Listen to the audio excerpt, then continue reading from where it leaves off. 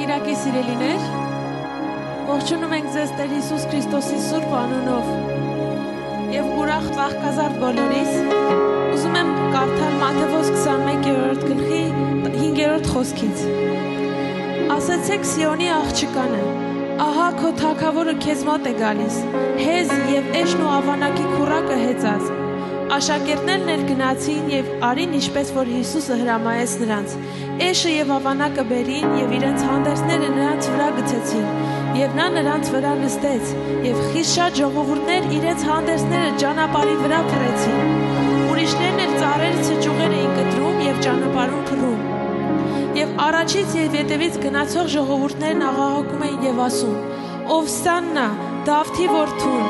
օրհնյալ է Տիրոջ անունով եկողը, Օվսաննա բարձունքներում, կարող ես ձայնդ բարձրացնել եւ հռչակել, Օվսաննա Տիրոջ անունին, Օվսաննա Աստծո որդուն, Օվսաննա բարձունքներում։ Այսօր ժամանակները փոխվել են, բայց մենք այս օրը նշում ենք ի պատիվ Տիրոջ գալուստին։ Եկեք այսօր արմավների փոխարեն մեր սրտի սերը դնենք Տիրոջ ոտքերի առաջ, մեր կյանքերը զոհաբերենք Տիրոջ առաջ եւ ասենք օրհնյալ լինի Տիրոջ անունով եկողը, Օսաննա բարձունքներում, հալելույա, հալելույա Տեր։ Փառքի արքան գալիս է, զորությամբ եւ սուրբ լագով, երկիրն է ոչ շարժվում տաղում, օրհնյալ է քո գալը Տեր, ով Տեր քո սերն ու գութը, մեղքերից է ազատում, ընտրել ես մեզ, երգում ենք քեզ, Օվսաննա, Օվսաննա, Օվսաննա բարձրալի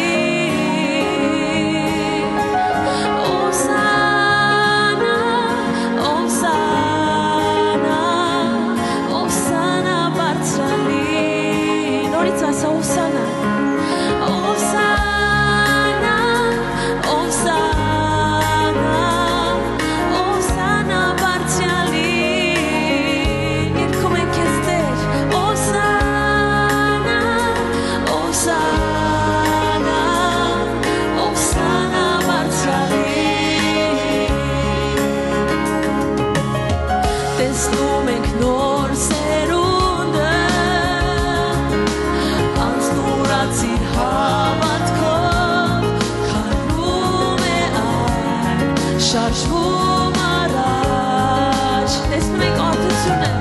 տեսնում ենք արմությունը, և ընտրում ենք քեզ աղոթքով, ծնկիչած և խոնարհված, Օվսաննա, Օվսաննա, Օվսաննա բարձրալի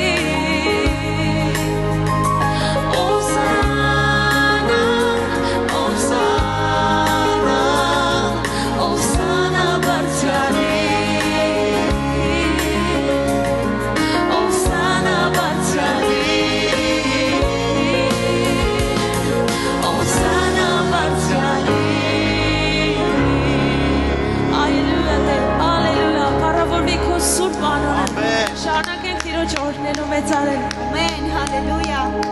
Փառք մեր Տիրոջը, ամեն։ Ամեն։ Վստահ եմ շատերս կամ բոլորս գիտենք այս պատմությունը, բայց մեկ անգամ եւս ուզում եմ կարդամ։ Հովհաննես 12:13 ասում է. Արամվենու ճյուղեր վերցրեցին եւ դուրս եկան նրան ընդառաջ եւ ահահակում էին. Օվսաննա, օրհնյալ է նա, որ գալիս է Տիրոջ անունով, Իսրայելի թագավորը։ Թափահարիր քո ճյուղերս էլի եկեղեցի եւ օրհնիր նրան։ Արժանի է Տերը, ամեն, ամեն։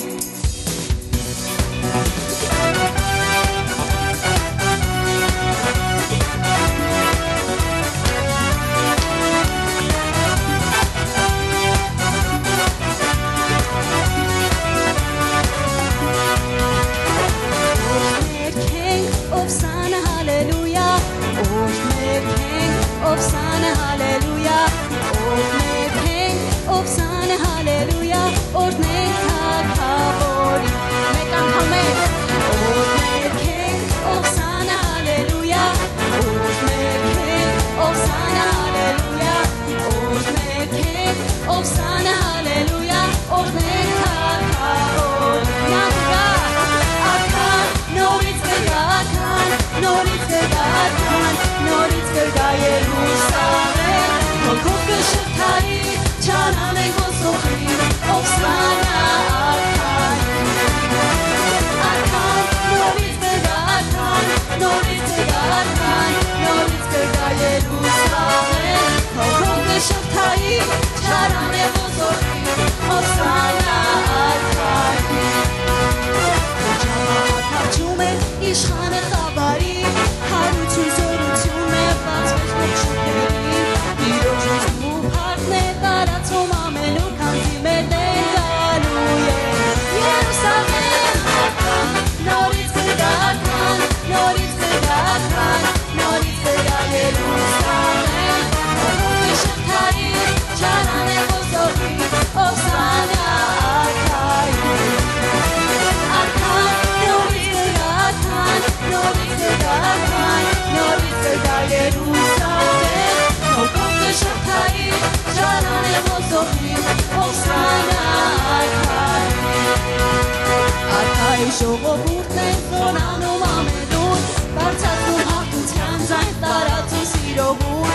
Տերը թագավոր է, արքա Էմանուել և նա շուտով գալու է միասին Երուսաղեմ, արքան, նորից կգա արքան, նորից կգա արքան, նորից կգա Երուսաղեմ, հոգով կշղթայի, չարան է ոսոխի,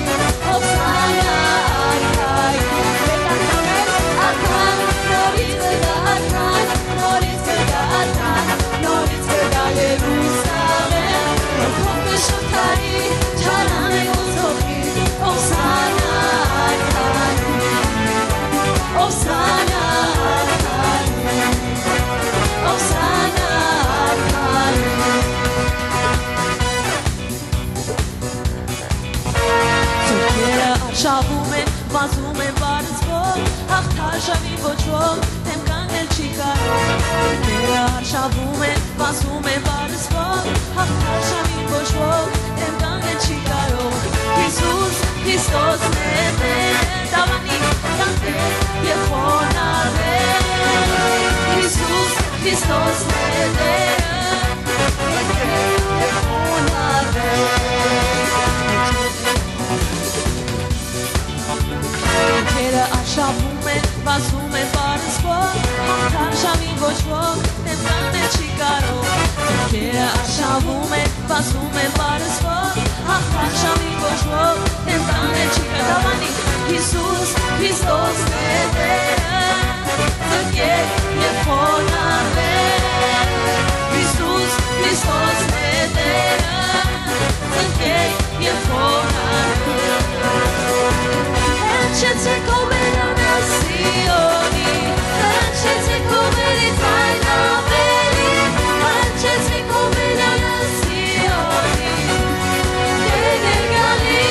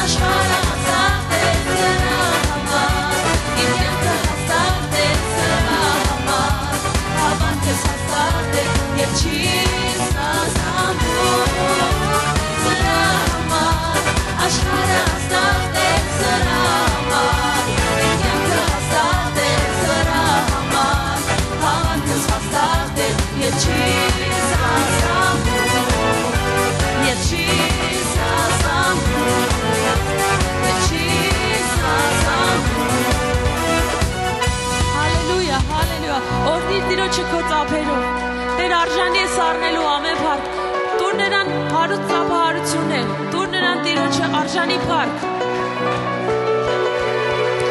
Տեր, մենք օրհնում ենք քո սուրբ անունը։ Խնդրում ենք քեզ, Տեր, որ քո ներկայությունով գաս, Տեր, եւ լցնես մեր սրտերը քո ներկայությունով, քո սրբությունով, քո ուրախությունով ու խաղաղությունով։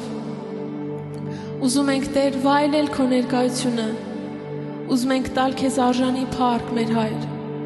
Չնայած ամեն մի սայթակումներին, Տեր, մենք ուզում ենք քեզ տալ արժանի փառք ու պատիվ, որտեղ դու արժանի ես լավագույնին, Հայր։ Մենք մեծարում ենք քո անունը։ Մենք տալիս ենք ամեն պատիվ քեզ, Տեր։ Շնորհակալ ենք, որ դու եկար ինչպես Երուսաղեմ, այնպես եկար եւ մեր կյանք։ Տեր, եկար եւ փոխեցիր ամեն բան։ Եկար լցրեցիր մեզ, Տեր, քո ջերմությունով, քո բժշկությունով, քո խաղաղությունով։ Այնինչ աշխարհը չէր կարող տալ մեզ, Տեր, դու տվեցիր։ Եվ մենք գնահատում ենք, Տեր, այն ամենը, ինչ մեզ տվել ես։ Մենք գոհանում ենք քեզնից։ Մենք խոնարհվում ենք քո առջև։ Եվ մենք խնդրում ենք, որ Տեր, ձեռքդ մեկնես ամեն քեզ սպասողին։ Խնդրում ենք, Տեր, որ ողորմությունդ երբես չհեռացնես, Տեր, մեզնից։ Ազատես ամեն կապվածին, բժշկես ամեն հիվանդին։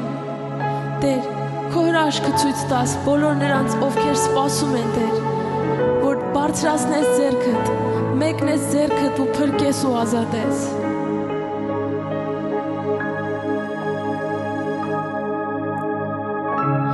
Երբ մեկնես ձեռքդ հզոր, կհանես ինձ խավարից, երբ երկար ես բազուկդ, կպարտվի իմ թշնամին, երբ ինձ հետ է քո հոգին, սիրտս լցված է անվերջ գոհությունով, երբ մեկնես ձեռքդ հզոր, կհանես ինձ խավարից, երբ երկար ես բազուկդ, կպարտվի իմ թշնամին, երբ ինձ հետ է քո հոգին, սիրտս լցված է անվերջ գոհությունով, Տեր, կօրհնեմ քեզ անդադար, քո ողորմության համար, իմ անձը բարձրանում է քո զորավոր գործերով, օրհնյալ է իմ Աստվածը, որ ազատում է խեղճին,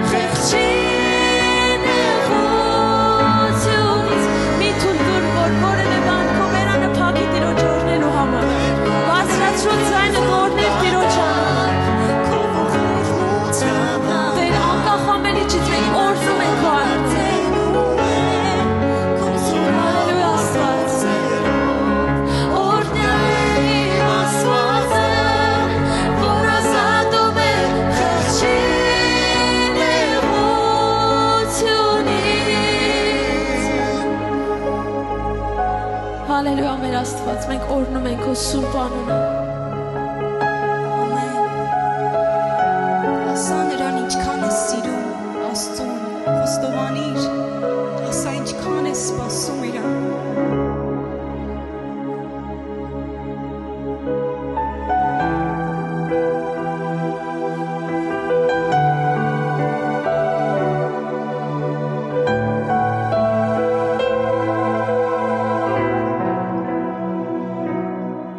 Սիրո աղբյուր, թագավորիր իմ մեջ, դու իմ կյանքի միակ բարեկամն ես, ես պարզում եմ ձեռքերս քեզ Հիսուս, և սպասում եմ իմ օգնությունը Տեր քեզանից, սիրո աղբյուր, թագավորիր իմ մեջ, դու իմ կյանքի միակ բարեկամն ես, ես պարզում եմ ձեռքերս քեզ Հիսուս, և սպասում եմ իմ օգնությունը Տեր քեզանից, իմ ապավեմ հասից օգնության, հիշիր քո բարության համար, Տեր մի թաքցիր երեսը ինձանից, թող տեսնի թշնամին, որ դու օգնեցիր ինձ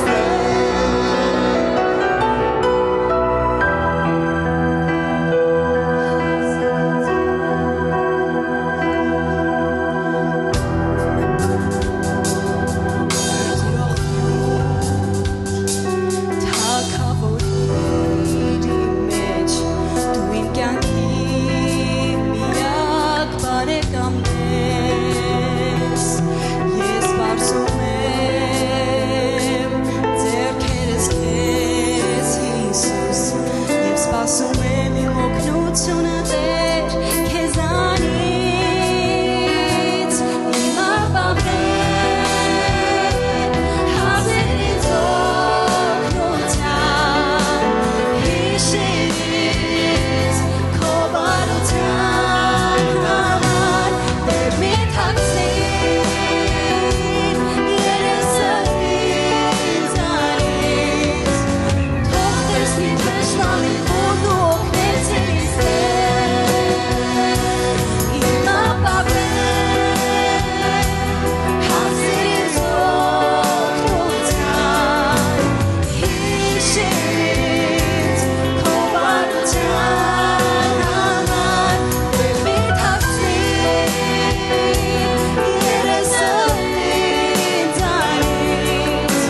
թող տեսնի թշնամին, որ դու օգնեցիր ինձ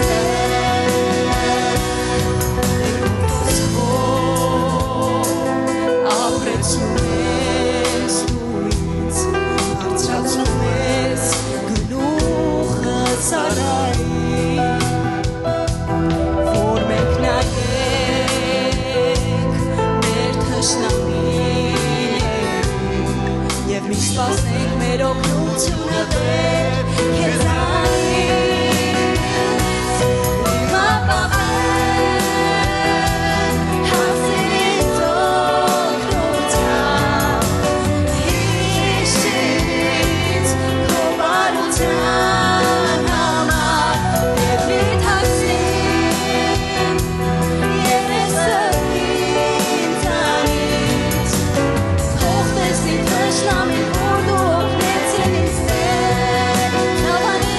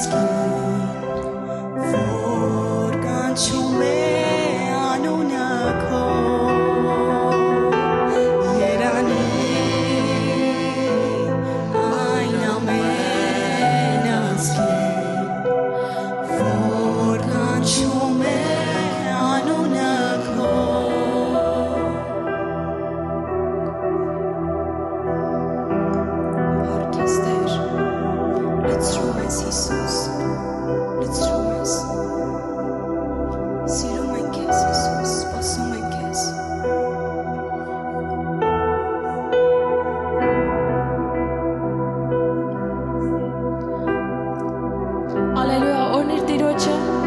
որ իր Տիրոջը քո ծափահարություններով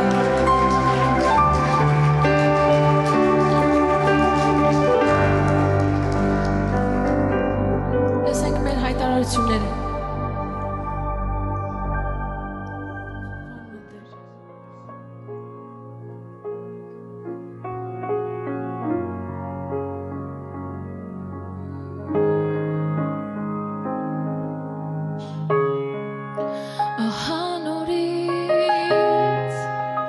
Ձերքերիդ մեջ է ամբողջը դեր քոն է հանգիստը քո հոգու մեջ է ողջ կյանքը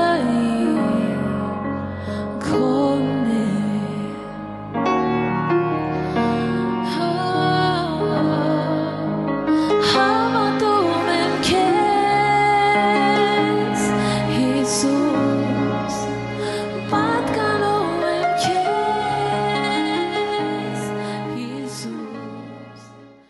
Ողջույն սիրելի եկեղեցի, ողջունում ենք ձեզ մեր Տեր եւ Փրկիչ Հիսուս Քրիստոսի անունով։ Որքան գեղեցիկ եւ հրաշալի տոնակատարություն է այսօր, ինչ հրաշալի պաշտամունք էր, ամեն։ Կարող ենք ասել, որ վայելում ենք Աստծո ներկայությունը, վստահ եմ քո հոգեվոր աշխարհում ինչ որ հետաքրքիր բան է տեղի ունենում։ Փառք լինի Տիրոջը, մենք այսօրվա տոնակատարությանը դեռ կանրադառնանք եւ այսօրվա ամբողջ մեր ծառայությունը նվիրված է մեր Տեր եւ Փրկչի Հիսուս Քրիստոսի հաղթական մուտքին, որ տեղի ունեցավ Երուսաղեմի դարպասներից ներս, երբ որ Տեր Հիսուսը իր աշակերտների հետ հաղթական կերպով մտավ Երուսաղեմ։ Սրա մասին քիչ հետո մենք ավելի կխոսենք, բայց ուզում եմ ողջունել եւ ուրախ իմ սրտի ուրախությունը հայտնել ձեզ, որ կգա մի օր, որ մեկ օր Տեր Հիսուսը այդպես երկնքից երկիր կիջնի։ Նա փառքի թագավորն է, որ կվերադառնա, եւ ինչպես որ այսօր մենք տոնախմբում ենք Տեր Հիսուսի մուտքը Երուսաղեմ, մենք հավատացողներս մեկ օր կտոնախմբենք Տեր Հիսուսի վերադարձը երկիր։ Եվ ոչ թե նա կգա միայն երկրի վրա, այլ մեզ կվերցնի եւ իր հետ հավիտենական կյանք կտեղափոխի։ Ամեն։ Այսօր մեզ համար հրաշալի տոնախմբության օր է, թերևս քրիստոնեական աշխարհի մեջ կատարվելիք ֆիզիկական երևույթներից ամենակարևորներից մեկը՝ Տեր Հիսուսի հաղթական մուտքը Երուսաղեմ։ Քիչ հետո կկարդամ Աստծո խոսքի այն հատվածը, որը որ խոսում է այս մասին եւ կփորձեմ Սուրբ Հոգու օգնությամբ ձեզ փոխանցել այն պատգամը, որ իմ սրտի մեջ կա, սիրելներ։ Բայց ուզում եմ ասել, որ այս ամենքը, ինչ որ հիմա այսօր մենք կկարդանք, ինչի մասին որ կխոսենք, այս բոլորը ճամփորդությունների սկիզբն էր դեպի խաչ։ Մենք շատ ենք սիրում ծնունդը, չէ՞։ Մենք հայրս ծնունդ սիրող մարդիկ ենք։ Երեխեն որ ծնվում է, միանգամից բոլորս ուրախանում ենք, ինչ գեղեցիկ է, հրաշալի է, ամեն բան կատարվում է կարծես թե ուրախության, տոնախմբության սահմանների մեջ, բայց որքան էլ ցավալի է, որքան էլ տխուր է այս ճշմարտությունը, պետք է ասենք, որ յուրաքանչյուր նրա ծնունդից սկսած յուրաքանչյուր քայլը գնում է դեպի ուր մահվան։ Ուզենք թե չուզենք, սա դրված կանոն է, այն ինչ ունի սկիզբ, ունի նաև վերջ։ Բայց այսօր չենք խոսելու մեր սկիզբի եւ վերջի մասին, այլ խոսելու ենք մեր սիրելի, մեր Տեր եւ Փրկչի Հիսուս Քրիստոսի մասին։ Ամեն։ Եվ ես առավել քան համոզված եմ, որ մեզնից յուրաքանչյուրը տարբեր կերպերով կարող է եւ լսել են եւ գիտեն պատմությունը, բայց ուզում եմ այսօր մի հետաքրքիր պատմության էջերով անցնենք։ Պատգամը այսօրվա սիրելներ, որ պետք է փոխանցեմ ձեզ, շատ հետաքրքիր վերնագիր ունի։ Սա եղավ, որ կատարվի։ Թերևս մարդկության մեջ այսպիսի մի բան կա, ամեն ինչ որ անում են, հետևում ինչ որ իմաստ կա։ Այսինքն իրանք մի ուրիշ բան ասում են կամ ինչ որ բան անում են, բայց նպատակը ուրիշ բան է։ Տեր Հիսուսի երկիր գալը շատերի համար հրաշալի, օրհնյալ, ուրախալի լուր էր, բայց նա եկավ երկիր, որպիսի կատարվի այն բոլոր մարգարեությունները, որ ասվել էին իր անձի համար, որ դրանք պետք է տեղի ունենան։ Ես հավատում եմ, որ ձեզնից յուրաքանչյուրը տեսել են Սուրբ գրքի մեջ կատարված մարգարեություններ Տեր Հիսուսի կյանքի մեջ, բայց այս մարգարեության մասին մենք թերևս շատ քիչ ենք խոսում տարին մեկ անգամ։ Տիրոջ մուտքը Երուսաղեմ։ Բայց թույլ տվեք կարդամ ձեզ համար Մատթեոս ավետարան 21-րդ գլխի առաջի խոսքից մինչև 11 համարները։ Եվ երբ որ Երուսաղեմին մոտեցան եւ Բեթփագե եկան, Ձեթենյաց սարի մոտ, այն ժամանակ Հիսուսը երկու աշակերտ ուղարկեց եւ ասեց նրանց. գնացեք այդ գյուղը, որ ձեր առաջն է, եւ շուտով այնտեղ մի էշ կգտնեք կապված եւ մի ավանակ նրա հետ, արձակեցեք եւ բերեք ինձ մոտ։ Եվ եթե մեկը բան ասի ձեզ, ասեք թե նրանք Տիրոջը պետք են, եւ նա շուտով կուղարկի նրանց։ Բայց այս ամենը եղավ, որ կատարվի մարգարեի ձեռքով խոսվածը, որ ասում է. ասեցեք Սիոնի աղջկան, ահա քո թագավորը քեզ մոտ է գալիս, հեզ եւ էշն ու ավանակի քուրակին հեծած։ Աշակերտներն էլ գնացին եւ արին ինչպես որ Հիսուսը հրամայել էր նրանց։ Էշը եւ ավանակը բերին եւ իրենց հանդերձները նրանց վրա գցեցին եւ նա նրանց վրա նստեց եւ խիստ շատ ժողովուրդներ իրենց հանդերձները ճանապարհի վրա փռեցին, ուրիշներն էլ ծառերից ճյուղեր էին կտրում եւ ճանապարհում փռում, եւ առաջից ու ետևից գնացող ժողովուրդները աղաղակում էին եւ ասում. Օվսաննա Դավթի որդուն, օրհնյալ է Տիրոջ անունով եկողը, Օվսաննա բարձունքներում։ Եվ երբ որ Երուսաղեմ մտան, բոլոր քաղաքը դղրդաց եւ ասեց. սա ով է։ Եվ ժողովուրդներն ասում էին. սա Հիսուս մարգարեն է Գալիլեայի Նազարեթից։ Որքան հրաշալի է պատմությունը, որքան գեղեցիկ է նկարագրված։ Գիտեք, որ մի քանի ավետարաններ խոսում են այս պատմության մասին եւ կարծես որոշ տեղերում մեկը մյուսից տարբեր են, բայց ամբողջ պատկերը հասկանալու համար նրանք լրացնում են իրար։ Բայց այսօր ես պետք է խոսեմ Մատթեոս ավետարանի հատվածը, սիրելներ, եւ վստահ եմ, որ այստեղից մենք շատ հետաքրքիր մի բան պետք է տեսնենք։ Զատկի տոնակատարություն։ Զատիկ, ինչպես որ մենք հիշում ենք, եթե ովքեր որ Սուրբ Գիրքը կարդացել են, գիտեն, որ Զատիկը, առաջին Զատիկը տեղի ունեցավ երբ? Եգիպտոսի մեջ, երբ որ Իսրայել ժողովուրդը գերի էր Եգիպտոսի մեջ եւ Աստված մի ծրագիր ուներ այդ ժողովրդի համար։ Եվ որոշեց, որ նրանց միջից Մովսեսին հանի, հենց ճիշտ նրանց միջից, եւ նրանց նման մի մարդ հանի, որ այդ մարդը կարող է ամբողջ ժողովրդի փրկության պատճառը լինել եգիպտացիների լծից։ Եվ ինչ տեղի ունեցավ, ինչպես որ ասում է Աստվածաշունչը, եկավ ժամանակը հասավ եւ երբ որ Մովսեսը վերադարձավ նորից Եգիպտոս, որ ժողովրդին դուրս հանի եւ գնաց Փարավոնի տղայի մոտ իր մտերիմի մոտ, ում հետ մեծացել էր, ասեց, որ այսպես ասում Եհովան, Իսրայելի Տեր Աստվածը, թող որ իմ ժողովուրդը դուրս գա։ Ինչ արեց, ասեց, ով է քո Աստվածը, ով ես դու։ Ես ոչ քո Աստծուն եմ ճանաչում, ոչ էլ հետաքրքրված եմ ժողովրդին արձակելով։ Եվ առավել ծանրացրեց եւ խստացրեց լուծը ժողովրդի վրա։ Թե մի ժամանակ իրենք էին գնում եւ խոտերը խաղում էին եւ վերում տալիս էին, որ իսրայելացիները կարողանան շինանյութ պատրաստեին, այս անգամ ասեց, էլ մենք չենք տալու ձեզ, կգնա կհավաքեք էլ, կվերեք կսարքեք, ամեն ինչն էլ կկառուցեք, ամեն ինչ բարդացրեց։ Բայց տեսնում ենք, որ Աստծո հզոր ձեռքը եկավ, հրաշքներով 10 պատուհասներ եկան Եգիպտոսի վրա եւ Աստված փառավոր ձևով դուրս հանեց իր ժողովրդին վերջին հրաշքը ցույց տալով, ինչպես։ Ասեց, որ ամեն ընտանիք, սրա մասին մենք հետո կխոսենք եկող կիրակի, թող որ գար վերցնի իր ընտանիքի համեմատ եւ մորթեն եւ արունը կսեն դրանդիկներին սյուների վրա եւ երբ որ Տիրոջ հրեշտակը, հարվածող հրեշտակը կանցնի, ում դռների վրա որ արյուն կլինի, կխնայի նրանց անդրանիկներին։ Բայց ինչ տեղի ունեցավ, ասում է, բայց նրանց ում տների վրա որ արյուն կգտնվի, հրեշտակը կանցնի եւ նրանց անդրանիկները չեն մահանա։ Եվ այդպես էլ եղավ։ Իսրայելացիների տնից մինչև Փարավոնի տունը Տիրոջ հրեշտակը անցավ։ Եվ եկավ մի տեղ հասավ, որ Փարավոն ասեց, ես այլևս չեմ կարող պահել, որտեղ պատուհասները հասել են մինչև իր սերունդին, որովհետև հաջորդ գահի շարունակությունը իրար տղան պետք է լիներ, որը մահացավ։ Եվ արդեն տեսնում ենք, որ իր կայսրության կործանումն էր տեսնում ինքը։ Եվ ինչ եղավ, բաց թողեց։ Եվ պատմությունը երկարը շատ կարճ են պատմում, սիրելներ։ Եվ Աստված փառավոր ձևով զատիկ արեց, եւ զատիկը տոնեցին, եւ այն զատիկի տոնը պետք է մոտենար արդեն, երբ որ տեսնում ենք Իսրայելի մեջ, հանկարծ Տեր Հիսուսը որոշում է զատկից մի քանի օր առաջ ընդամենը իր աշակերտների հետ իջնել Երուսաղեմ։ Ինչպես գիտենք, Երուսաղեմը կոչվում էր խաղաղության քաղաք, բայց եկեք տեսեք, որ ամեն ինչ չի, որ խաղաղություն են անվանում, իրականում խաղաղ է։ Որտեւ Երուսաղեմը խառնաշփոթության մեջ է։ Ինչպիսի խառնաշփոթության, քիչ հետո ավելի པարզ կլինի։ Բոլորը գալիս են Երուսաղեմ եւ այդտեղ հատուկ զոհեր էին անում։ Որոշները ուզում են իրենց ունեցած կենթանիներից բերեին, որոշները տաճարից էին առնում կենթանիները։ Ամեն բան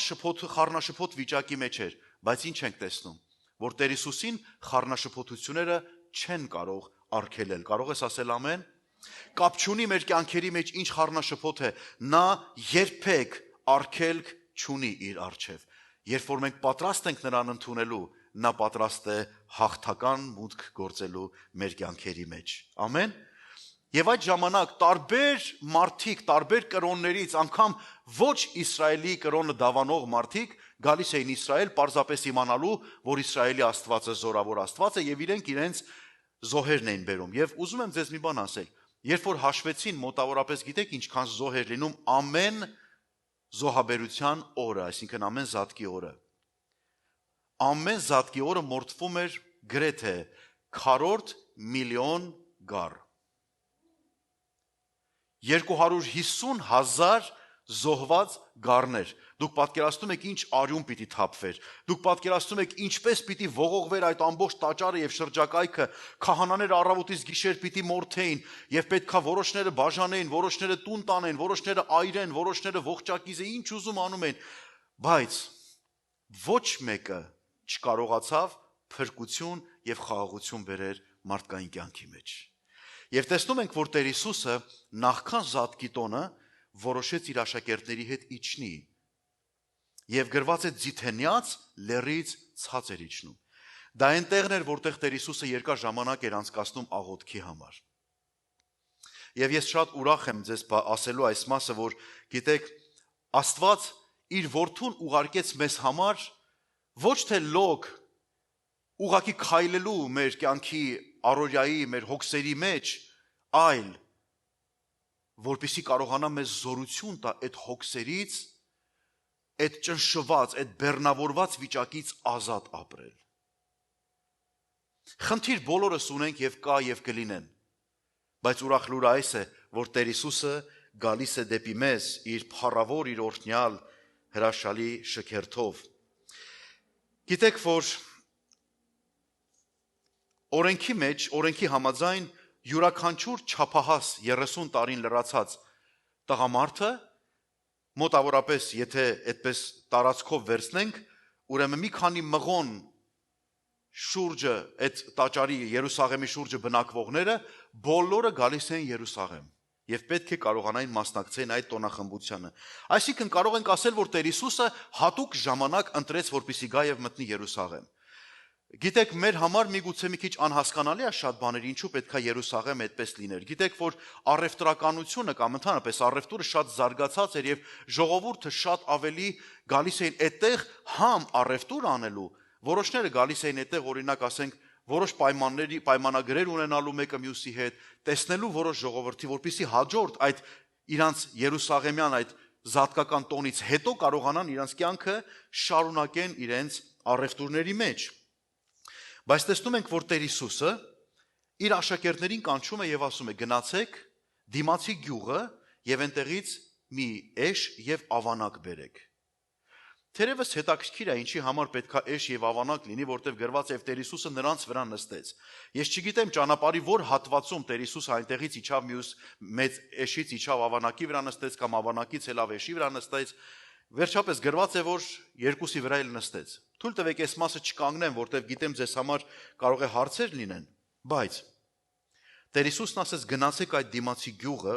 Բեթանիա եւ այնտեղից բերեք այդ կենդանիներին, որովհետեւ ինձ պետք է։ Եվ այս ամենը եղավ, որպեսզի կատարվի մարգարեություններ։ Գիտեք, որ ասում է մեկ այլ կերպ Ղուկաս ավետարանի մեջ ասում է, որ նրա վրա ոչ մեկ դեռ նստած չի։ Ավանակ բերեք, որ նրա վրա դերևս ոչ մի անգամ մարդ չի նստել։ Նրան չեն օգտագործել, չեն գործածել։ Գիտեք ինչու, որովհետև Սուրբ գրքում մի քանի հատվածներ կա, ես սրանց մասին արագ ասեմ ձեզ, պարզապես հիշեցնելու համար։ Կարմիր երինջը օրինակ, որ անհրաժեշտ էր մաքրման համար, որ զոհաբերությունների մեջ է մտնում դա, պետք է լիներ այսպիսին, որ իրա վրա լուծ դրված չլիներ, ինքը երբեք պետք է ուրիշի համար աշխատած չլներ։ Պետք է լիներ անարատ, այսպես ասած։ Թվոց գրքի մեջ է գրված սրա մասին 19-րդ գլուխ 2-րդ խոսք եւ 2-րդ օրինաց 21:3։ Կամ օրինակ կառքը, որով որ պետք է տեղափոխվեին տիրոջ տապանակը, կարասիները, ինչ որ պետք է տեղափոխվեր, այդ կառքը երբեք ուրիշ ոչ մի բանի համար պետք է օգտագործված չլիներ։ Եվ տեսնում ենք, որ սա կարծես թե մարգարեությունների կատարման մի ձև էր, սրա մասին գրված է Առաջի Թագավորաց 6:7։ Եվ այն ինչ որ տեսնում ենք, որ Հիսուսը ուզում է այդ ավանակին, ասում է նրա վրա ոչ ոք նստած չէ։ Սա խորհրդանիշն է, որ Աստված երբեք որևէ մեկի արած գործը չի շարունակում, նա միշտ իր գործն է բերում առաջ, որպեսզի մենք կարողանանք նրա գործը տանենք եւ գործենք։ Ամեն։ Ուրեմն ժողովուրդը Տեր Հիսուսին ընդունում է որպես թագավոր, եւ մարդիկ իրենց հանդերձները փռում են եւ գցում են Տեր Հիսուսի ոտքերի առաջ։ Ես վստահ եմ, որ ձեզնից շատերը մտածում են, ինչու հանդերձները պիտի գցեին Հիսուսի ոտքերի առաջ։ Միգուցե ուրիշ բան կարելի է, օրինակ որոշները ծառի ճյուղերն էին գցում, չէ՞։ Հետաքրքիր չի ձեզ ինչի համար։ Հետաքրքիր է, որովհետև երբ որ մարդիկ հանդերձներն էին գցում, գիտեք, սա մի հետաքրքիր բան էր։ Իսրայելի մեջ ընդունված բաներից մեկը սա էր։ Երբ որ իրենք պատրաստվում էին մեկին պաշտոնապես հրավիրել իրենց տուն,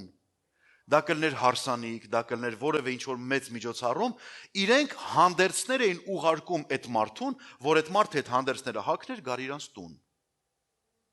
Սա իրենց համաձայնությունը եւ հոժարությունն էր, որ ես ընդունում եմ քեզ, ես ուզում եմ, որ դու գաս, հանդերձներ տալը, սա շատ կարևոր գործ էր։ Անկամ մարգարեներին, երբ որ գնում էին մարգարեների մոտ, որ մարգարեներն աղոթեին,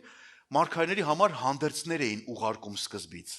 Նվերներ, օրինակ Եղիսեի պատմության մեջ, եթե մենք կարդում ենք 3-րդ Թագավորաց գրքի մեջ, ինչ ենք տեսնում։ Երբ որ մարդիկ գնում են Եղիսեի մոտ, գրված է, որ հանդերձներով, նվերներով էին գնում։ Նեման ասորին, որ գնում էր, հիշում եք, չէ՞ այդ պատմությունը։ Գնում է այնտեղ, պիտի գնա եւ վերջը մի հատ փոքրիկ աղջիկ իրան ասում է, գիտես ինչ, Իսրայելի մեջ մարգարե կա Եղիսեի անունով, գնա թող ինքը քեզ կասի ինչ անես, որտեվ բորոտ էր, մարմինը փտում էր եւ ասում է կմտնես, ինչ որ ինքը կասի կանես եւ այդպես էլ եղավ։ Երբ որ իրան նվերներն են ուղարկում, Եղիսեն ինչ ասեց, սկի տնից էլ չի չավ, ասեց իրան ասեք, ոչ մի նվեր եմ ուզում, ոչ իմանալ չեմ ուզում։ Հասկանում եք, չէ՞ ինչը։ Ոչ իման չեմ ուզում։ Այդ իր ընդունելությունը արդեն հերիք է, էլ այդ հանդերձների հարցը չկա, բայց Գեզին, որ Եղիսեի ծառան էր, ինչ արեց, գնաց, աշկը դրել էր այդ շորերի վրա։ Գնաց ասեց, Տերս փոշմանել է, այդ եղածը հետ տվեք։ Եվ դա եղավ իր կործանումը։ Գիտեք, սիրելներ, թույլ տվեք մի քիչ փակագից բացեմ, եւ մենք մերոնցով ենք, ուրիշ մարդ չկա ու մեկ էլ ինտերնետը, Facebook, բան, տենց YouTube։ Եթե միտեղ ձեզ չեն սպասում, մի գնացեք։ Եթե ձեզ միտեղ չեն սպասում, մի գնացեք։ Եթե ձեր կարծիքը հետաքրքիր չի, իրենց մի խոսեք։ Որովհետև այդ մարդիկ հանդերձ չեն ուղարկել, բան չեն տվել քեզ, իրանք ճանապարհ չեն բացել քո համար, բայց այս գործողությունը, սիրելներ, այնքան կարևոր էր Տեր Հիսուսի համար, որ մարդիկ պետք է ընդունեին Հիսուսին որպես Տեր եւ Թագավոր։ Դրա համար ինչ պիտի անեն, իրանց հանդերձները պիտի հանեին եւ գցեին ասելով, որ մենք ուղարկում ենք մեր համաձայնությունը եւ հայտարարում ենք, որ դու սպասված Մեսիան ես, որ դու սպասված Թագավորն ես եւ դու պետք է գաս իրավունքով մեր քաղաք։ Ամեն։ 4-րդ Թագավորացի մեջ մենք տեսնում ենք մի պատմություն, որը ճիշտ է նույն նկարագիրը ունի մոտավորապես 4-րդ Թագավորաց 9-րդ գլխի մեջ 13 համարի մեջ մենք կարդում ենք մի պատմության ավարտը, կարելի ասել, այսինքն մի մեջբերումը, որտեղ Հեուին թագավոր էին ուզում նշանակեին։ Սա Եղիսե մարգարեի ժամանակն էր, երբ որ Եղիսեն կանչում է տարբեր մարգարեների որդիներին եւ ասում է, եկեք, որպեսզի թագավոր օծենք Հեուին, որը պետք է Իսրայելի վրա թագավոր լինի, եւ գիտեք ինչ է գրված, ասում է, եւ նրանք շուտով ամեն մեկը իր հանդերձները առան եւ գցեցին նրա տակ բուն աստիճանների վրա եւ փող հնչեցրեցին եւ ասեցին. Հեուն է թագավոր։ Ինչքան նման պատկերներ կան, չէ՞ Սուրբ գրքի մեջ։ Ես ինչու եմ 5 կտակարանյան այսքան մեջբերումներ անում, որpիսի մենք բոլորս իմանանք, սա եղավ, որpիսի կատարվի։ Սրանից առաջ եղած, Հիսուսից առաջ եղած բոլոր գործողությունները հանդերձների հետ կապված, սրանք վերջնաարդյունքում կատարվեց Տեր Հիսուսի կյանքի մեջ։ Ուրեմն, երբ որ ժողովուրդը դիմավորում էին Հիսուսին որպես ուխտավոր, սա Իսրայելի մեջ ընդունված կանոն էր։ Շատերն էին եկել Երուսաղեմ, շատ թագավորներ էին մտել Երուսաղեմ, շատ անգամ նույն թագավորներ մտել Երուսաղեմ, եւ նույնիսկ մարդիկ, ովքեր որ շքախմբերով էին գալիս Երուսաղեմ, Երուսաղեմի բնակիչներից մարդիկ դիմավորում էին, պատվով դիմավորում էին ուրիշ թագավորության մարդկանց։ Եվ ինչ էին անում, հատուկ իրանց համար ինչ որ տես ծիսական բաներ էին անում։ Բայց տեսնում ենք, որ այս պարագայում Տեր Հիսուսի հետ կապված նրանք արեցին մարգարեաբար։ Սաղմոս 118-ի մեջ մի հետաքրքիր բան ենք տեսնում, սիրելներ։ 118-ի 24-ից 26 համարներ ասում է. Սա այն օրն է, որ Տերը արեց կամ ստեղծեց, թող ցնծանք եւ ուրախ լինենք նրանում։ Ով Տեր, փրկիր, ով Տեր, հաջողիր, օրհնյալ է նա, որ գալիս է Տիրոջ անունով, օրհնում ենք ձեզ Տիրոջ տանից։ Սա էլ է մարգարեություն։ Այս բառերը, որոնք խոսում է փրկիր մեզ, ազատիր մեզ, այս բառերը պատահական բառեր չէին։ Այս բառերը մեկ ամբողջ բառի մեջ ամբողջանում էր եւ այդ բառը որն էր Օվսաննա։ Օվսաննա բառը որոշ տեղերում արժանացել այսպիսի բացականչության, ուղղակի ուրախության բացականչության։ Օվսաննա։ Գիտեք, Օվսաննան ասում են այն մարդիկ, ովքեր նեղության մեջ են, ովքեր խնդիրների մեջ են, ովքեր գերության մեջ են։ Օվսաննա մենք հիմա խոսում ենք օրհներգենք, Օվսաննա, ալելույա, ուրախ ենք երգում, չէ՞։ Բայց եկեք մի բան տեսնենք, սիրելներ, այդ բառը հառաչանք էր։ Մարդիկ այդ բառից հառաչանք են իրանք ցույց տվել։ Իրանք սրտի մեջ եղել է մի հատ բան, որ Տեր, փրկիր մեզ, վերջ ինչքան կարելի է այս վիճակի մեջ մնալ։ Եվ ես համոզված եմ, որ այսօր մեզանից շատերը միգուցե այդպիսի վիճակի մեջ են, որ մի բան կա, որից կուզեն ասեն Տեր, վերջապես Օվսաննա, փրկիր մեզ։ Կա այդպիսի բան մեր մեջ։ Կան մարդիկ իսկապես անկեղծ լինենք, այո, շատ կան, որ կուզենք էլ չկրկնվի մեր մեջ։ Եվ այսօր Տիրոջը կարող ենք ասել Օվսաննա, Դավթի որդուն։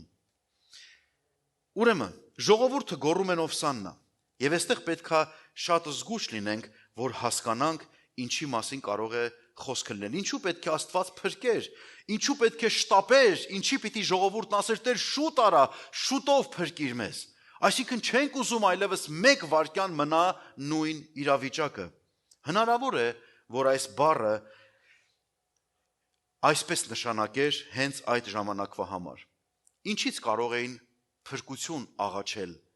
Իսրայելի որդիները։ Գիտեք, որ այդ ժամանակ Իսրայելը որքան էլ ինքը զորավոր եւ հզոր պետություն էր, ինքը համարվում էր որպես այդպիսին, բայց նրան վրա իշխողը հռոմեական կայսրությունն էր։ Կարելի է ասել, որ ներքին կրոնական կարգավիճակում իրանք Իսրայել էին, բայց պետականության առումով հռոմեական ազդեցության տակ էին։ Եվ իրանք մտածում են երևի թե միգուցե աղաղակի նշանակությունից մեկը սա էր. փրկիր մեզ հռոմեական իշխանությունից, վերջապես մենք դառնանք պետություն, մենք դառնանք իշխանություն, մենք դառնանք հոգևորություն, այսինքն ամեն բան բովանդակվի Իսրայել հասկացողության մեջ։ Կամ մեկ ուրիշ կերպ կարող ենք հասկանալ. փրկիր մեզ թշնամու ձեռքից։ Թերևս ասեմ, որ այսօր շատերի կյանքում կարող է եւ թշնամին այնպես է բռնել, որ մենք կարիք ունենք Տիրոջ կանչենք եւ ասենք Տեր, ազատիր ինձ թշնամու ձեռքից։ Խնդրում եմ թշնամին մարդը մի նայեք, որովհետեւ մարդը մարդ է, որ փոխվեց, ամեն ինչ փոխվելու է։ Ես տեսել եմ մարդկանց, որոնք որ միշտ այսպիսի բան ունեն իրանց մեջ, մարդու վրա են կենտրոնանում եւ չեն տեսնում դրանց հետևում կանգնած հոգեվոր ուժերին։ Բայց մենք կարիք ունենք ֆիզիկական աշխարհից այնկոմ տեսնենք հոգևոր դրդապատճառները, ինչու այս բանը չի լինում, որտեղ մի թշնամի կա, որ չի ուզում, որ քո կյանքը բարգավաճի, աճի եւ զորանաս եւ հաղթական լինես։ Միգուցե կարիք ունենք այսօր մենք այս աղաղակն անենք. Տեր, փրկիր մեզ մեր թշնամուց։ Ամեն։ Եթե ունես այդ աղաղակը քո մեջ, կարող ես Տիրոջը ասել։ Մեկ ուրիշ բան։ Փրկիր մեզ աղքատությունից։ Որքան էլ տարօրինակ է հնչում, սիրելներ, բայց իրականում մարդիկ բոլորը չէ, որ ապրում էին շքեղությունների մեջ, շատ հատուկ են եւ ընդհանրապես աշխարհի դիրքն է այդպես։ Մարդիկ կարիք ունեին, որ իրանց ֆինանսական, տնտեսական իրավիճակը բարելավեր եւ իրանք դրա համար էին աղաղակում։ Եվ մեկ ուրիշ բան սրանով այս մասը կվերջացնեմ. փրկիր մեզ հիվանդությունից։ Օվսաննա, փրկիր մեզ հիվանդությունից։ Ես գիտեմ, որ յուրաքանչյուր մարդ ունի իր մեջ վախ հիվանդության նկատմամբ։ Յուրաքանչյուրը։ Թող մեկը չասի, ես չեմ վախենում հիվանդանալուց։ Որովհետև երբ որ սկսում է հիվանդությունը ելնել անհայտ, մարդը ինչ է անում, ցայտնոտի մեջ հանգնում։ Բա հիմա ինչ կլինի, բա այս ոնց կլինի, այս գործը կիսատ կլինի, այնին այնց կլինի, այսի սենց կլինի, սկսում են արդեն փասվորդները կամաց շեյր անել արդեն տնեցիքի հետ, բանկային հաշիվները, կամաց արդեն ասում են, դե եկեք ջոյն անենք, քեզ էլ տանք իրավունք, բան, հիշեք, սիրելի ամուսիններ կանայք, եթե ձեր կողակիցը դες բան անում, ուրեմն մի բան իսկ սկսել է վախենալ։ Բայց ամեն դեպքում դուք համարձակ եղեք։ Արեք այդ բանը, բայց վախից մի արեք։ Եվ ինչ ենք տեսնում, յուրաքանչյուր մարդ իսկապես վախ ունի մահանալու կամ չհասցնելու, կորցնելու նկատմամբ։ Տեր Հիսուսը մի այլ մտադրություն ուներ։ Ես ուզում եմ այսքան տեղը սիրելիներ մի հատ ամփոփեմ եւ անցնեմ առաջ։ Տեր Հիսուսը ամեն բան ինչ որ անում է, նրա նպատակն է, որպեսզի ցույց տա, թե ինքը չի եկել, որպեսզի մեզ կործանի եւ մեզ փչացնի կամ թալանի։ Դա գողն է անում, որի համար սատանայի համար գրված է այդպես։ Բայց Տեր Հիսուսն ասեց, ես եկա, որպեսզի դուք կյանք ունենաք եւ ավելին։ Ամեն։ Արդյոք Հիսուսը ուներ ուրիշ մտադրություն։ Իհարկե, Զաքարիայի մարգարեության մեջ մի հետաքրքիր խոսք ենք կարդում 9-րդ գլխի 9 համար ասում է. մեծապես ուրախացիր ով Սիոնի աղջիկ, ցնծությամբ աղաղակիր ով Երուսաղեմի աղջիկ, ահա քո թագավորը գալիս է քեզ մոտ, նա արդար ու փրկագործ է, հեզ եւ էշի վրա հեծած, այսինքն էշի ձակի ավանակի վրա։ Մեծապես ուրախացիր, շատ ուրախացիր, որովհետև քո թագավորն է գալիս քեզ, քո թագավորը, եւ ասում է, նա գալիս է քեզ մոտ արդար եւ փրկագործ, նա չի գալիս որպես մեղավոր մեր նման, նա չի գալի ու տենց էլ մնա մեր պես ճահիճի մեջ, նա փրկություն է բերել, որպեսզի այդ փրկությունը իրագործի մեր կյանքի մեջ։ Ուրեմն այստեղից կարող ենք հասկանալ, որ սա այս իրադարձությունը անմիջական կապվածություն ուներ մարգարեության հետ։ Եվ այստեղ կարծես թե Տեր Հիսուսը հայտնվում է ժողովրդի առաջ որպես այն օծյալը, այն ժամանակվա թագավորը, որ պիտի գար Երուսաղեմ, այն ժամանակ, երբ որ Երուսաղեմը եռում էր իր մեջ հրեաների հետ, ամբողջ այդ աշխարհի Երուսաղեմի մեջ։ Պատկերացնում եք Երուսաղեմի խառնաշփոթության մեջ հանկարծ թագավորը գալիս է խաղաղությամբ։ Ինչու է էշի վրա կամ ավանակի վրա, որովհետև գիտենք բոլորս, որ Սուրբ գրքում ձիերը նախապատրաստված էին պատերազմի համար, բայց էշը առօրյայի անմիջականության, խաղաղության խորհրդանիշ էր։ Երկրորդը, միգուցե Հիսուսը մեկ ուրիշ մտադրություն ուներ, որ պետք է ավելի մեզ համար պարզվի, սիրելիներ։ Գիտեք, որ հրեաների պատմության մեջ ամենամեծ ողբերգությունը, ամենամեծ չարիքը կարելի ասել եղել է Երուսաղեմի գրավումը, երբ որ մեր թվարկությունից առաջ 175 թվականին Սիրիայի թագավոր Անտիոքոս Ապիփանեսը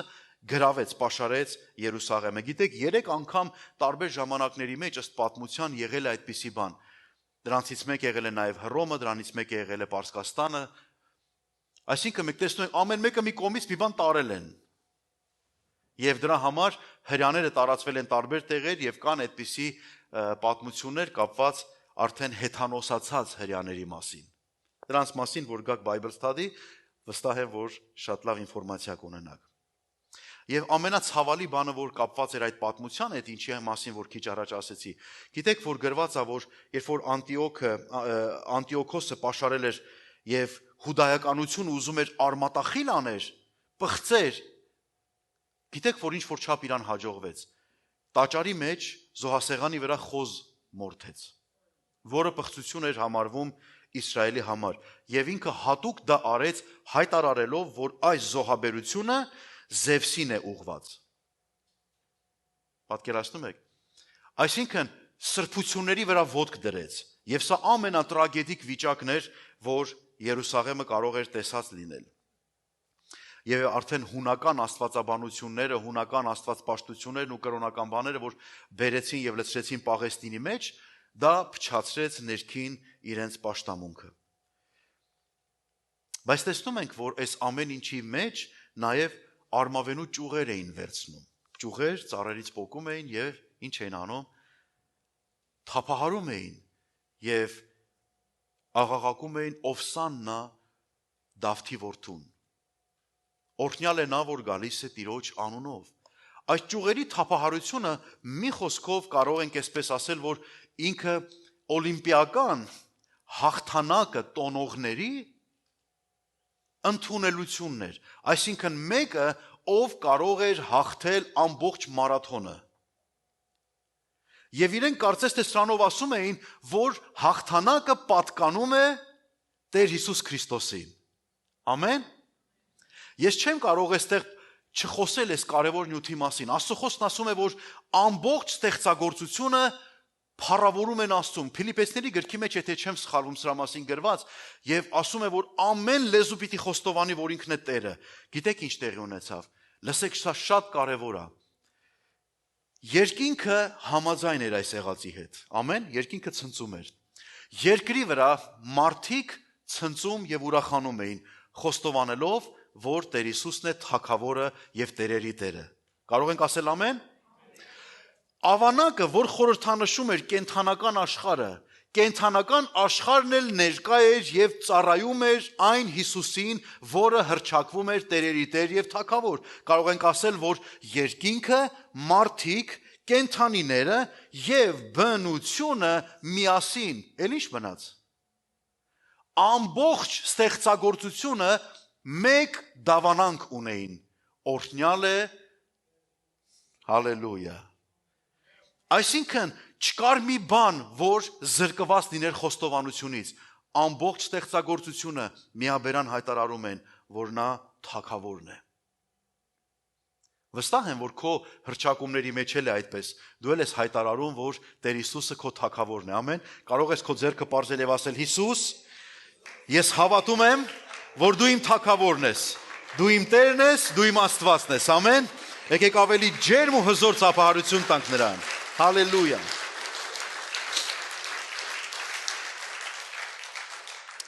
Նա օծյալ Թագավորն է, նա եկել էր, որպեսզի մաքրագործում աներ։ Միթե սա Մաղաքիայի մարգարեության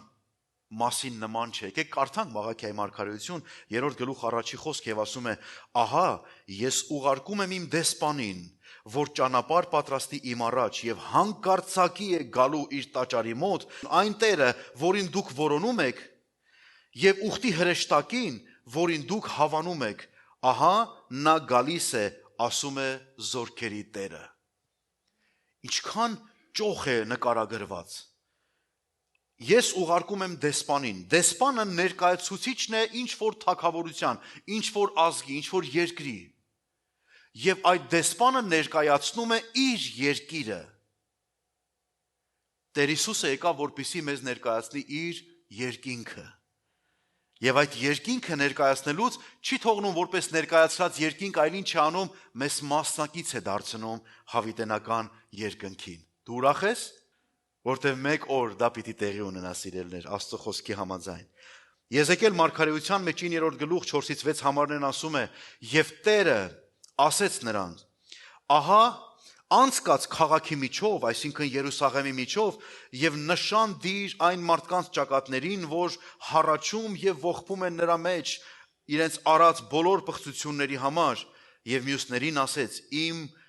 ականջների առաջին գնացեք նրա ետևից քաղաքի միջով եւ զարկեք ձեր աչքերը չխնայեն եւ չողորմեք, ծերին, երիտասարդին, կույսին, երեխային, կանանց սպանեցեք, փչացրեք, բայց ամեն ով որ վրա նշան լինի, նրան մի մոտեցեք եւ իմ սրբարանից սկսեք։ Եվ նրանք սկսեցին այն ծեր մարդկանցից, որ տան առաջին էին։ Գնացեք, վերացրեք պղծությունը։ Տեր Հիսուսը, երբ որ իջավ, քաղաքը դղրդաց։ Բոլոր թագավորները, որ եկել են, այնտես չէին դղրդացել։ Ձիերը, որ քայլեն, այնտես չէր դղրդացել։ Բայց հատուկ շեշտված է, որ Տեր Հիսուսը մտավ քաղաք, քաղաքը դղրդաց։ Ամբողջ քաղաքը իրար անցում եղավ։ Բոլորը էլ մոռացան տաճարում ինչ է կատարվում։ Կենտրոնացան Հիսուսի վրա, եւ այս տեսան, որ Հիսուսը ուղիղ գալիս է դեպի տաճար։ Լսեք ուշադիր սիրելներ։ Ձիթենաց լեռից երկու ճանապարհ կար, որ կարող էր մտնել Տերը դեպի քաղաք։ Մեկը, երբ որ կողքից պետք է զառիվայր իջներ եւ Երուսաղեմի պատի տակով գար եւ հետո մտներ քաղաք, սա ճանապարհ էր։ Երկրորդը ոչ այդքան լավ անցանելի ճանապարհ էր, ծառների, արգելքների միջով որ պիտի անցներ, բայց դա ուղիղ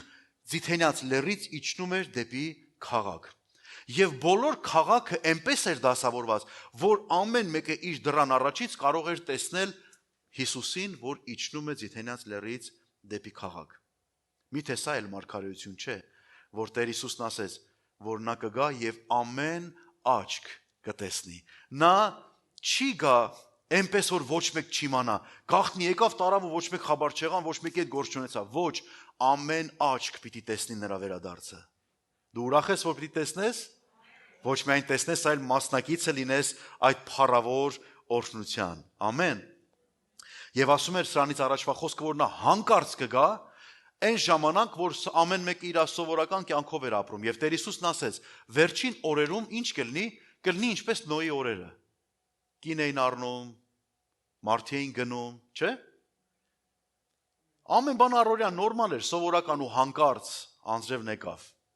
Մի օր այդպես երկնքից Փարքի թագավորը պիտի վերադառնա, եւ ինչ է անում Տերը, գնում է դեպի տաճար։ Նրա նպատակն է սրբագործել տաճարը, նրա նպատակն է սրբացնել այն տեղը, որտեղ որ իր պաշտամունքը պիտի տեղի ունենա։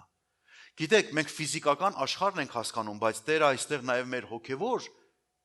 մեր այս ներքին տաճարի հետ գործ ունի։ Այս տաճարները իրանց պատերը կքանդվեն, ամեն բան կվերջանա, կկորի կգնա։ Մարդիկ հեսա այսօր դուրս են եկել, գնացեք տեսեք, բոլոր տեղերում մարդիկ ճյուղեր են թափահարում։ Ոչ տաճարի մասին են մտածում, ոչ էլ հույս ունեն, որ ինչ-որ բան պիտի փոխվի։ Ոչ էլ աղաղակ ունեն, թեև մեռնում են իրանց մեղքերի մեջ։ Բայց այսօր իրիկունը կգնան, թափահարեն ճյուղերը, կգրան իրանց տուն, իրանց առօրյան եւ այլևս ոչինչ տեղի չի ունենա իրանց համար։ Բայց ես ու դու կարիք ունենք այսօր ասենք Տեր, խնդրում եմ քեզ, արի այս տաճար։ Գնա այն ամենախորը տեղը, որտեղ սխալ զոհաբերություններ են, որտեղ սխալ պաշտամունք է տեղի ունենում, որտեղ ամեն բան շփոթության մեջ է, Տեր, արի եւ կարգավորիր իմ կյանքը։ Ամեն։ Եվ մոտենում եմ ավարտին, սիրելիներս։ Եկեք նայենք Տեր Հիսուսի համարձակությանը։ Մենակ մարդ, ով որ համաձայն է իր հետ ինչ պիտի լիներ, ինքը կարող է այսպիսի համարձակ քայլեր անել։ Հիսուսը շատ լավ գիտեր, որ մտնում է մի այնպիսի թշնամու մի տարածք, որտեղ բոլորը պետք է ատամները կրճտացնեին իր դեմ։ Եվ ինքը ինչ է անում, համարձակ գնում է, առանց նայելու թե իրան ինչ արգելքներ կլինի։ Շատերն եկան ասեցին Հիսուսին, քո աշակերտներին ասա, թող ձենը կտրեն, խառնել են սաղից իրար։ Հիսուսն ինչ ասեց. Եթե նրանք լռեն, քարերը կաղաղակեն։ Եթե հնարավոր չէ իրանց լռեցնել, սիրելիս, հնարավոր չի մեզ լռեցնել, որովհետև մենք գիտենք ում ենք հավատացել։ Ինչքան են ուզել քրիստոնեությունը լռեցնել, ինչքան են ուզել ճզմել, ինչքան ճզմել են, այնքան սոկը դուրս է եկել։ Ինչքան ուժեղ խփել են գետին, գնդակի պես այնքան բարձր ենք թռել։ Ինչքան ուզել են խեղդեն, սպանեն, ծիլ ենք տվել, նորից էլի շարունակել ենք։ Ինչու? Որովհետև կյանքը հնարավոր չէ մերցնել, որովհետև կյանքը հավերժական է։ Ամեն, որտեղ Քրիստոսն է կյանքը եւ նա ում մեջ Քրիստոսն է, ում մեջ Տեր Հիսուսն է, նրանք հավիտենական էակներ են։ Եվ երբեք ինչ էլ անեն քեզ հետ, քո հույսը չեն կարող ձեռից դառնել, հավատքը չեն կարող ձեռից դառնել։ Քեզ մնում է ամուր մնաս այդ ճշմարտության մեջ։ Ամեն։ Եվ տեսնում ենք Տեր Հիսուսի պահանջը, սիրելներ, Տեր Հիսուսը մի պահանջ է անում, չէ՞։ Ասում է իմ հոր տունը աղոթքի տուն պիտի լինի, բայց դուք ավազակների ворջ եք սարքել։ Աստծո տունը քարը ու փայտը չի, Աստծո տունը մենք ենք։ Եվ Տերը տա, որ մենք կարողանանք զգանք մեր մեջ որտեղա, որ մենք աղոթքի փոխարեն սկսել ենք ուրիշ բաներով զբաղվել։ Աստծուն պաշտելու փոխարեն սկսել ենք ուրիշ պաշտամունքներով զբաղվել։ Ինչն ենք ավելին բարձրացրել մեր կյանքի մեջ, քան որ Աստծուն պիտի բարձրացնեինք մեր կյանքի մեջ։ Դրա համար կարիք կա ամեն ժամ լսել Աստծուն եւ ասել Տեր, ես պատրաստ եմ քեզ երկրպագեմ, ես պատրաստ եմ քեզ պաշտեմ, ես պատրաստ եմ քեզ փառավորեմ։ Դու դարձիր ամենաթանկը եւ կենտրոնը իմ հոգեվոր պաշտամունքի։ Ամեն։ Մենք կարող ենք տեսնել, սիրելներ, Տեր Հիսուսի կանչը, Տեր Հիսուսի հետաքրքրությունը։ Գիտեք, Հիսուսը երբեք որևէ բան չի անում ու կիսա թողի ճանապարհին, ինչ որ նա անում է վերջում ինչ անում, ժողովրդին իր մոտ է կանչում, որովհետև ինքն է ապահովելու մարդկանց այդ խոստումներով։ Ինքը պետք է տա հավիտենական կյանք, ինքը պետք է վերցնի մարդկային մեղքը, ինքը պետք է աներ ամեն ինչ, որովհետև իրեն էր հանձնված ամեն դատաստան, ինչպես որ Աստծո խոսքն է ասում։ Ուրեմն Տեր Հիսուսը թագավոր լինելով նա պնդում էր, որ ինքը ոչ թե այս աշխարհի, ոչ թե այս ժամանակավորի թագավորն է, որ կվերջանա ու վերջ, այլ նա հավիտենական թագավոր է։ Ամեն։ Ղուկաս ավետարանի մեջ մոտենում եմ ավարտին 19-րդ գլխի մեջ այսպիսի մի հետաքրքիր բան կա, 41-ից 44 համարներ, այսպես է ասում։ Եվ երբ որ մոտեցավ, տեսավ քաղաքը լացեց նրա վրա եւ ասեց. Երանի թե դու իմանայիր գոնե այս օրվա քո օրը խաղաղության մասին, բայց հիմա ծածկվեց քո աչքերից, որովհետև օրեր կգան քեզ վրա եւ քո թշնամիները 4 կողմդ կպաշարեն եւ կպաշարեն քեզ եւ ամեն կողմից քեզ կնեղացնեն եւ հիմնահատակ կանեն քեզ ու քո որդիներին էլ քո մեջ եւ չեն թողի քո մեջ քարը քարի վրա մնա, փոխարեն որ չճանաչեցիր քեզ այցելելու ժամանակը։ Գիտեք, այս մարգարեությունը ինչ որ կերպ կատարվեց, երբ որ մոտ 70 թվին, երբ որ Ներոնը որոշեց ամբողջ Երուսաղեմի սուրբերին սպանի եւ քանի որ անմիջականորեն չէր կարող անել, տաճարը այրեցին եւ գցեցին այդ ամբողջ մեղքը քրիստոնյաների վրա։ Եվ որպիսի տաճարի ներքին հարդարանքները, որոնք ոսկեպատ էին, քանի որ հալվել էին եւ քարերի մեջ էին անցել, որպիսի չկորեր եւ կարողանային ինչ որ բան փրկեին, քարը քարից առանձնացրեցին, որպիսի կարողանային այդ հարստությունները հանեին։ Եվ սա կարծես նաեւ մարգարեական մի դրվագ է պատմության մեջ։ Տեր Հիսուսը լացեց։ Որոշներիս կյանքի մեջ միգուցե ժամանակներ ա լինում, որ Տերը լացում է մեր համար։ Բայց ուզում եմ քեզ քաջալերեմ, քույրս, եղբայրս, եկեք այնց անենք, որ Տիրոջ աչքերից արցունք չգա։ Եթե արցունքներ լինեն, թող լինեն ուրախության, փառվելու, հաղթանակի, չէ՞, տոնախմբության, եւ թող երբեք մեղքի պատճառով արցունքներ չգան Տիրոջ աչքերից։ Ամեն։ Եվ շարունակության մեջ 45-ից 48 համարներում ասում է, եւ տաճարը մտավ, սկսեց դուրս հանել նրանում ծախողներին, առնողների եւ նրանց ասեց. գրված է իմ տունն աղոթքի տուն է եւ դուք նրան ավազակների ворջ եք սարքել։ Եվ ամեն օր սովորեցնում էր նրանց տաճարի մեջ, բայց քահանապետներն ու դպիրները եւ ժողովրդի գլխավորները ուզում էին կորցնել նրան եւ չէին գտնում թե ինչ անեն, որովհետեւ ժողովրդից էին վախենում։ Վախենում են ժողովրդից,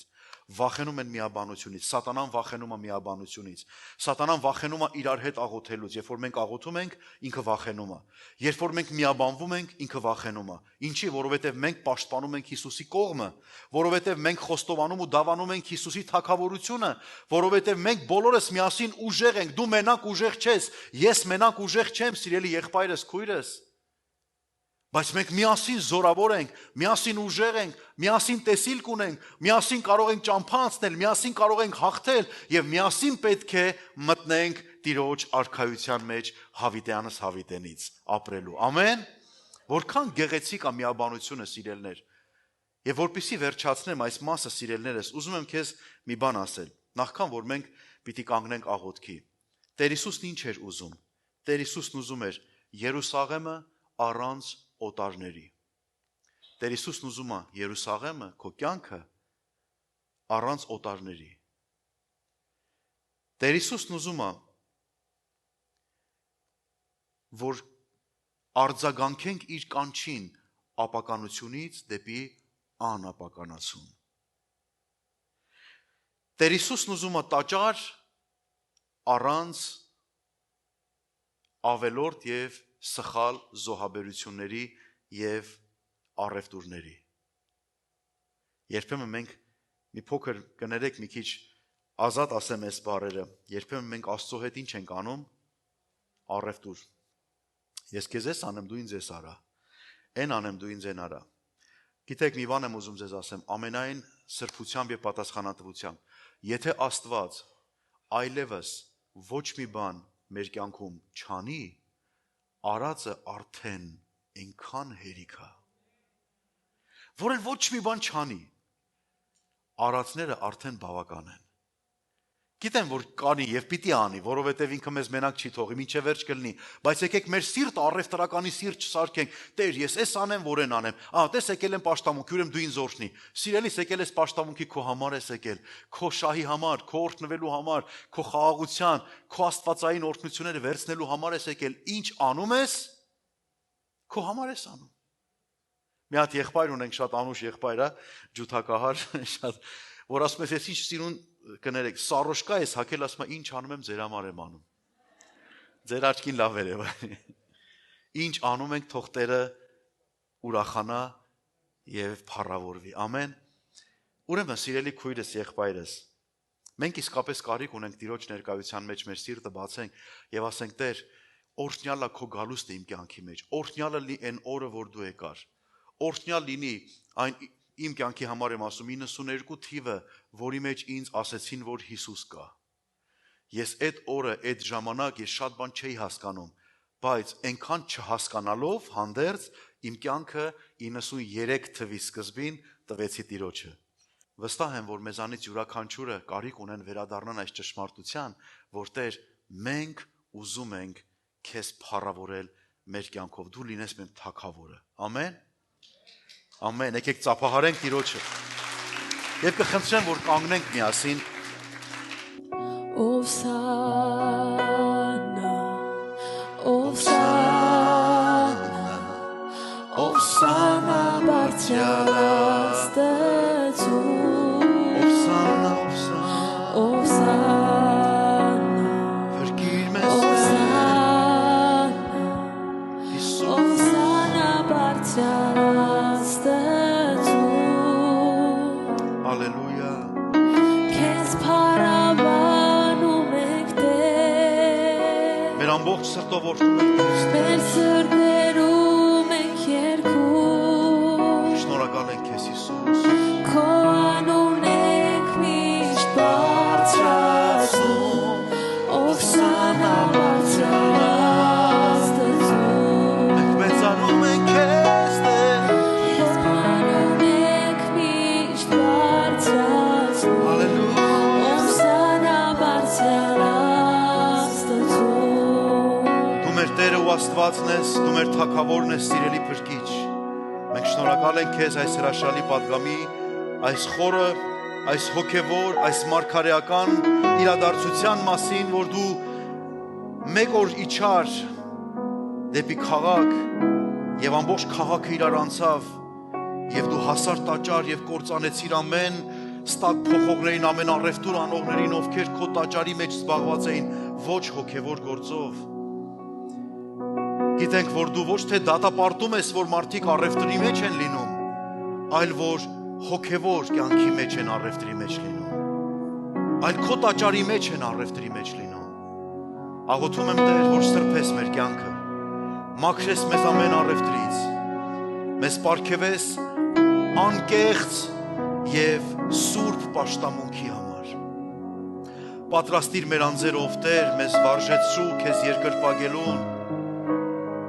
Սուրբ ձեռքեր բարձրացնելու քեզ եւ հայտարարելու, որ դու թագավոր ես, դու Տեր ես։ Շնորհակալ ենք քեզ։ Սիրելի Տեր, հիմա մենք աղոթում ենք եւ խնդրում եմ, որ դու մեզ առաջնորդես, որ քեզ ընծայենք այն, ինչ որ դեռ քեզ չենք ընծայել։ Միգուցե մեր աղաղակները շատ բան են ասում, բայց մեր ներսի տանջանքը, մեր ներսի լացերը ուրիշ բան են ասում, Տեր։ Միգուցե մեր խոսքերը, Տեր, փառաբանության քեզ մեծարելու խոսքեր են, բայց ներսում մենք կարիք ունենք քեզ անձնապես ունենալու։ Սրա համար խնդրում եմ, Տեր, մտիր ամեն մեկիս կյանքի մեջ, քո հաղթական ներկայությամբ իջիր մեր մեջ, օրհնիր մեզ, օծիր մեզ։ Շնորհակալ ենք քեզ։